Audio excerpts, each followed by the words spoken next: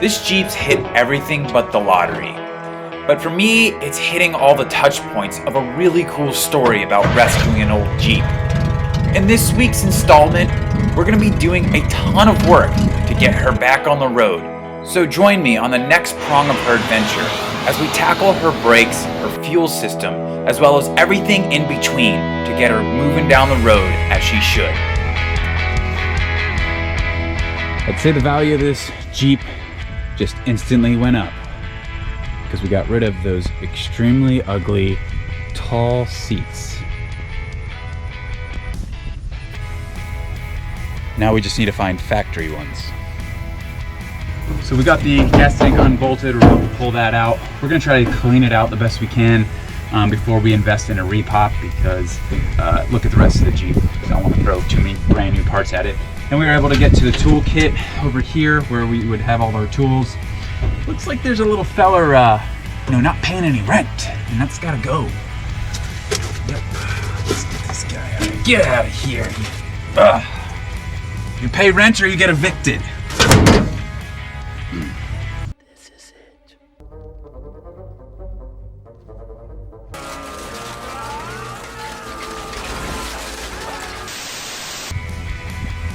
You guys aren't gonna believe this. From the state of this Jeep and this tank, when I took the sending unit out of it and looked inside, it's literally spotless. Unbelievable. I mean, I don't know if you guys can actually see in there. Zero rust in there. I mean, it's like brand new. Wild.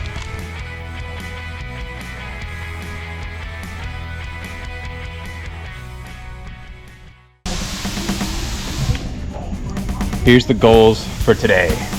We got to get that leaky water pump fixed. I'm also a little tired of jerry-rigging the starter, so we got a key and ignition, as well as a solenoid that we're going to install so we can start starting it on that stuff. If the day goes well, maybe we can work on the brakes, see if she can stop a little bit and possibly take her down the road, but I think other things need to be addressed first. So let's start with the key.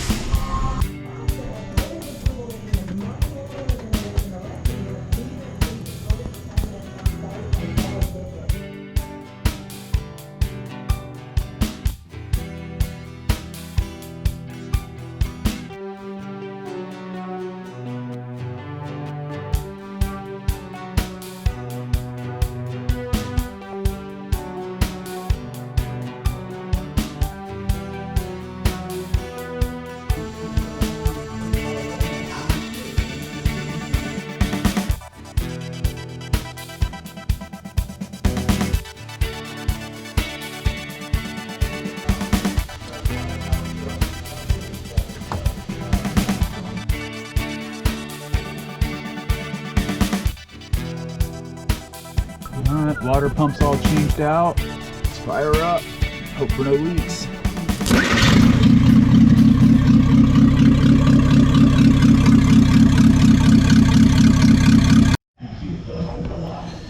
We're wiring up the key switch here. Evan from Classic Motors was kind enough to draw this little diagram for me for the wiring, as I am terrible at wiring. So still learning, but definitely a diagram is a huge help. So getting those all put together, using all the right tools to do it.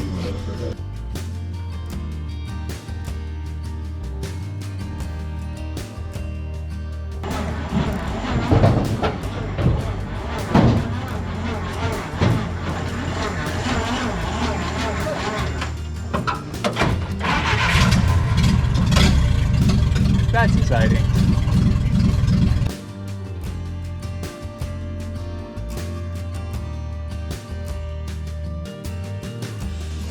Yesterday we had some small victories. We have the engine now running on the gas tank after we cleaned it out and kind of prepped it a little bit. We got the leak in the water pump all taken care of, and now we have a set of keys for the CJ. We did some small wiring so we don't need to jump it anymore. So next order of business is we're going to put some gear oil in the transmission, and we're going to try to fix one of the most common problems with these after they sit for a long time, and that is the clutch pedal and brake pedal being stuck together. So we're going to put some heat on that and see if we can get those freed up so we can actually have brakes and maybe drive it around on not just low range. So let's get started.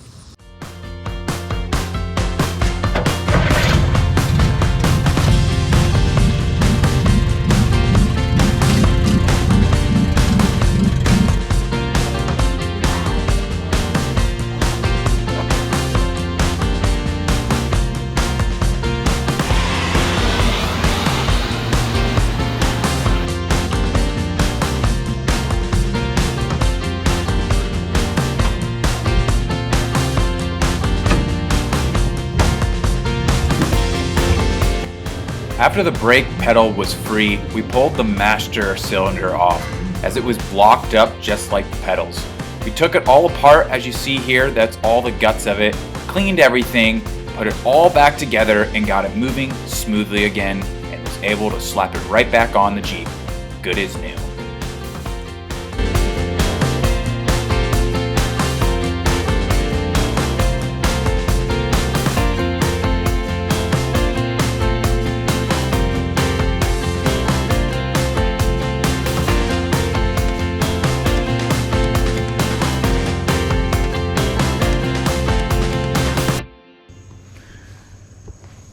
Diving into the CJ5 down in the woods, it was apparent she really needed some things. Evan, the owner of it, who actually gifted the CJ5 to me, thank you so much, Evan, found somebody online that had the parts that we needed. So he reached out to them and bought some for his own collection because the shop was closing. So they needed to get rid of everything. So we got the things that we needed for the CJ5 and everything else. They needed everything gone by today. They said, come on, get it. We made a deal on it. But we got more Willys Jeep parts than we know what to do with.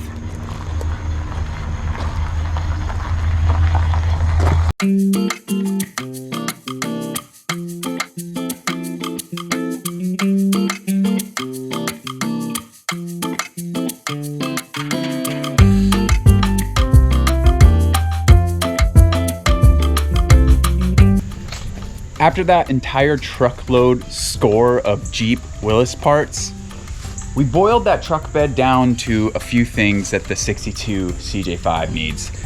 So basically that whole truckload came down to these things here that I have picked out that I need. Things like a drive shaft, fan shroud, a gear shifter, because the poppet balls are broken on mine, and some things like shift knobs, choke cable. So little things like that are the things that I was able to pick out of that truckload. Everything else is Evan's stuff. He's a Jeep fanatic and collector, so he's put all that stuff into storage. But these are the things we're gonna need to continue the project on the 62 CJ5. So let's bring it up there.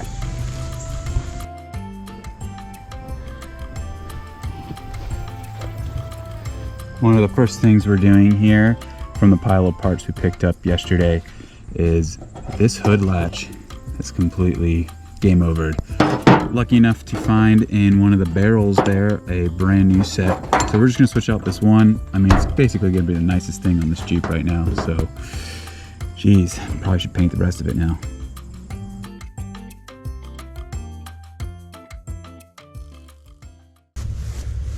I don't know if you guys have noticed, but the CJ5 has these ultra rad seats in them.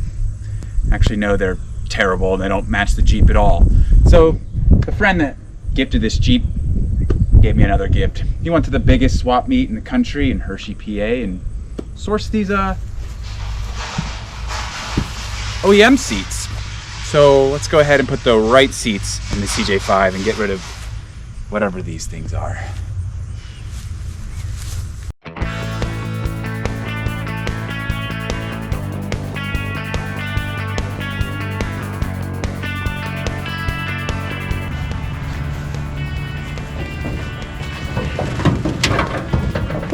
All right, so these seats definitely make this Jeep feel a little bit more appropriate and like a Jeep, unlike those other ones. We still are waiting for bracketry for the passenger side seat. Needed to go ahead and order those. So once those get here, we'll get that all buttoned up and bolted in. Today we're gonna pull the CJ5 into the bay and put her on the rack to go ahead and finish out the brakes that are locked up solid and non-existent. Then we're gonna go ahead and pull that crusty old carburetor off that I'm really not even sure how it's even functioning still, since it's been in the woods for the last several years. Go ahead and go through that and get it all rebuilt, and then maybe get a look and glimpse of what she looks like under her chassis.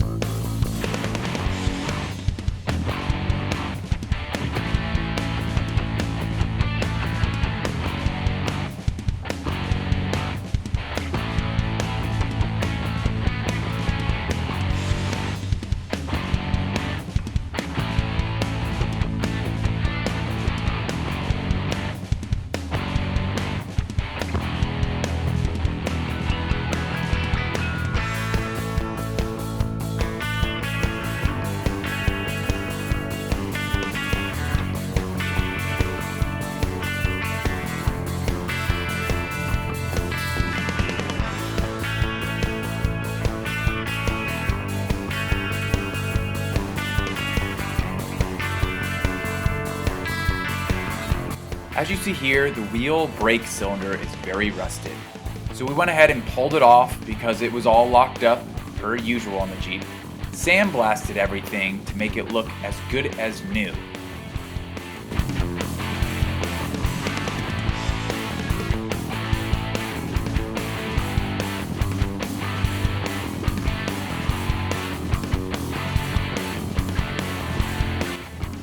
Once the sandblasting process was all finished, we moved over to hone out the actual cylinder, as they were very pitted and needed a little bit of help to make the cylinders actually work again. Once the wheel cylinders were honed out to a crosshatch finish, it was time to take our simple rebuild kit that we got from AutoZone and put the wheel cylinders all back together to make them as good as new again. All 4 cylinders had to go through the exact same process as they were all equally as locked up. But once they were finished, they were all basically brand new and ready to go back on the Jeep.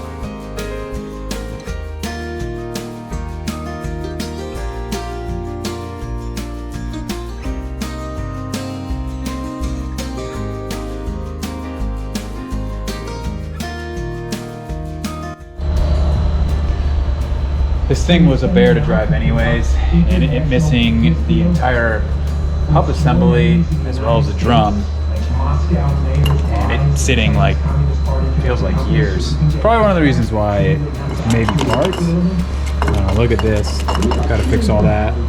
The actual brake is coming out. Pretty wild. Well, we're on our way to go pull apart another CJ5 axle, as this is done and there is no brake drum, as well as all the bearings inside of the axle were exploded on the driver's side. So here's the axle right here. Pull that whole guy off. I mean, it looks light years better than what's on there, but we are gonna get that all off and put it back together. Next up on the Jeep is fixing all the brake lines that are either broke or were leaking. This one is from the rear axle, and you can see it's kind of drenched there. It was leaking. This one under here, which goes to the passenger side, I broke off when I was turning the piece to get it off. So gonna go ahead and grab this part off, pull the whole line off. We gotta make new lines. Should be fun. As you see here, I'm using the old rod lines as my template to bend the new brake lines into place, making sure that all the lengths and bends are correct, just like they were from factory. Following this, I cut the line off and performed a double flare to make sure that they would seal against all the fittings at all 4 brakes.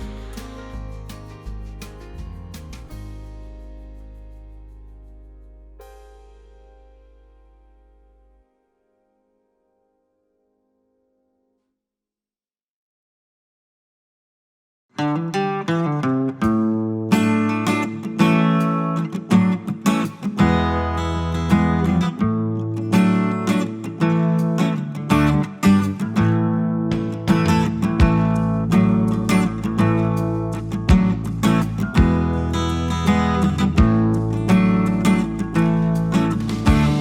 the brakes were all finished up, it was time to pull off that old carburetor. I've built other carburetors in the past, but this is going to be the first time that I'm rebuilding a Carter YF 1 barrel. So I needed a little coaching to get through the entire process.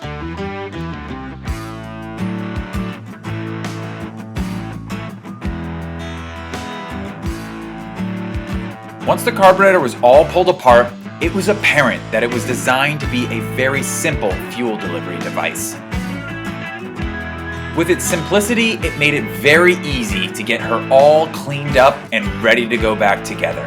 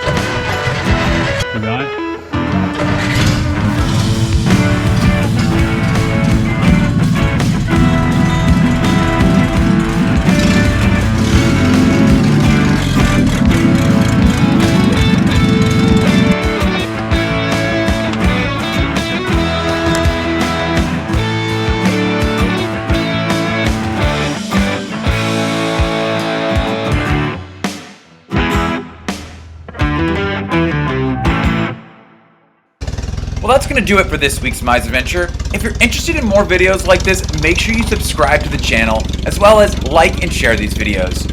If you're wondering where this Jeep came from, make sure you check out part 1, which will be linked at the end of the video. Cheers, and we'll see you next time.